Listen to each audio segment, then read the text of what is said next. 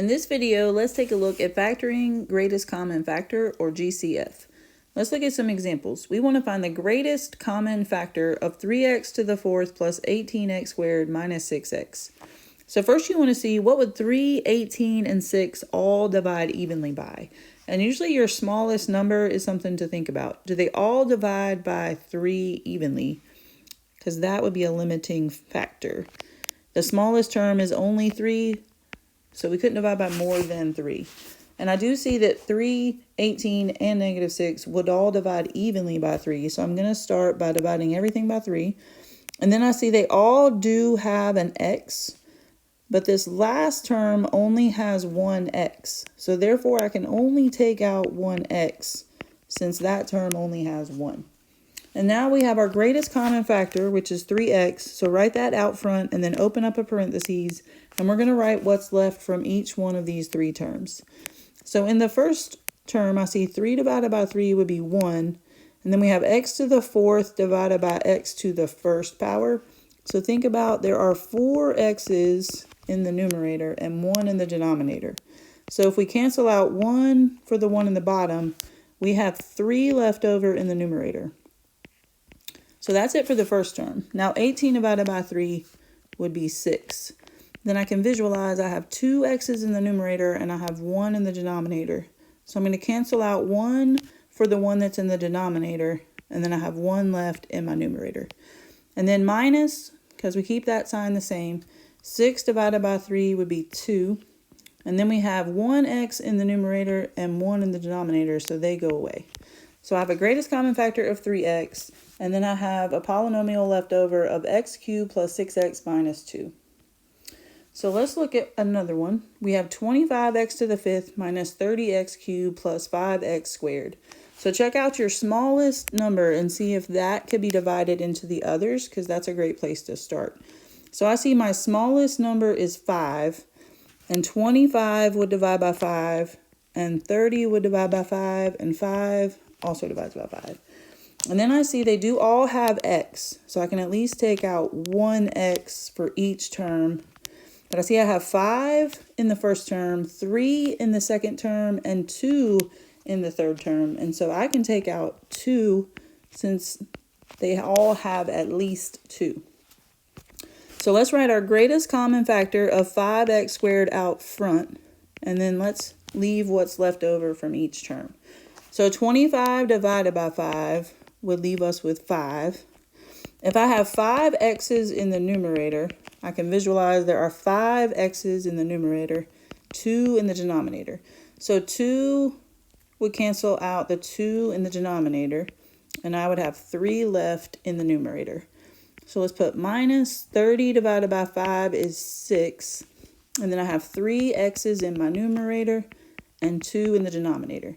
So 2 of those in the numerator would cancel out 2 in the denominator, and I have 1 left in the numerator. And then 5 divided by 5 is 1. So let's put plus, and then let's see if anything else is left. So I have x squared, which is x times x, in the numerator and in the denominator. So if everything cancels out, which it does in this term, we would just leave a 1. Okay, so that's it for number 2.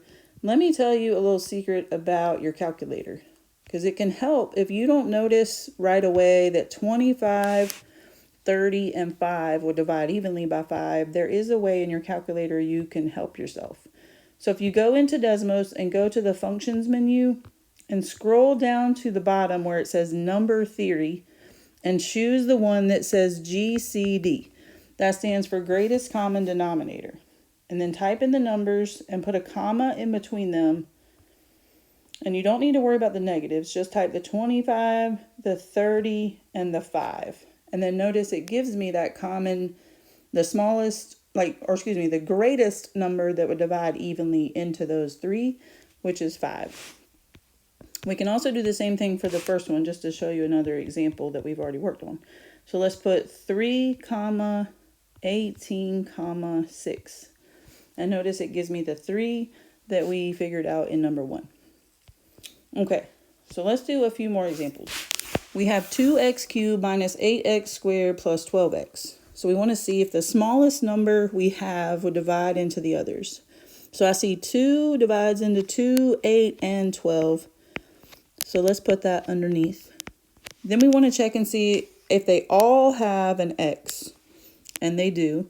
But then 12x only has 1. So we can only take out 1x.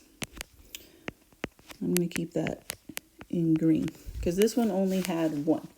So now we found our greatest common factor, which is 2x. And let's see what's left over. We have 2 divided by 2, so that's just 1. We have 3 x's in the numerator.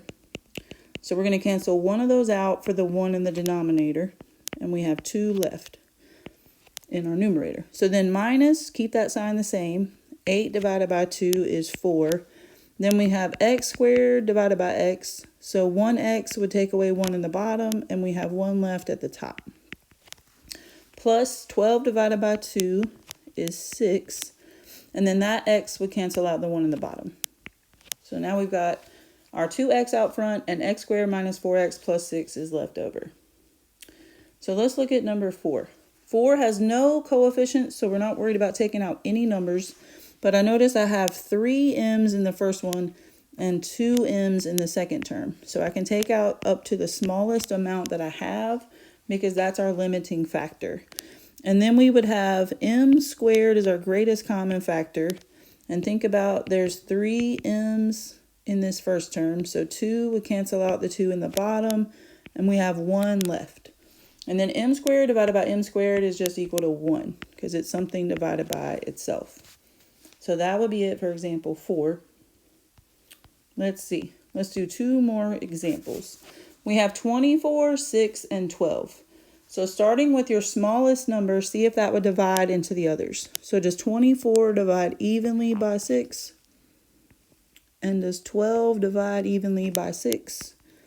And then if you're not sure about that, you can go to your calculator and go to functions and find GCD and just type those numbers with a comma in between them. So 24, 6, and 12, the greatest common denominator or greatest common factor is what we call it, is 6. And then look at your variables. Do they all have a p? And yes, they do. And then this 12 has the smallest number, so that's as many as we're going to be able to take out because you can't take more than one of them already has. So let's take out 6p and put it in the front. Then divide 24 by 6 and we get 4. We have 3 p's in our numerator and 1 in the denominator. So let's cancel out 1 for the 1 at the bottom and we'll have 2 left over. You can also think of your exponent rules and say 3 minus 1 leaves you with 2. That's definitely another way to think about it. Then we subtract, and 6 divided by 6 is just 1. And then 2 minus 1 leaves us with 1p.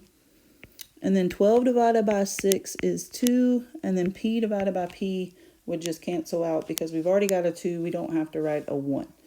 So we have 6p is our greatest common factor. And we have 4p squared minus p plus 2. So sometimes they might ask just what is the greatest common factor, and the answer to that would be the 6p. But if they tell you to factor the polynomial, you would need to write all of this down because you'd want to include everything that would multiply back together and give you what you started with. So let's check out number 6 for our last example. So we see 12 and 48. So I want to think, does 12 divide evenly into 48? So you can just check with your calculator on that and say 48 divided by 12. Yes, it does go evenly. It did not give me a decimal. So let's divide by 12. And then I see the 12 has z cubed, but 48 doesn't have any z's. So we can't take any out. So we're just going to take out a greatest common factor of 12. And then that 12 will cancel out and we would have z cubed. And then I can see from my calculator that 48 divided by 12 will leave me with 4. All right, so that is it for greatest common factor.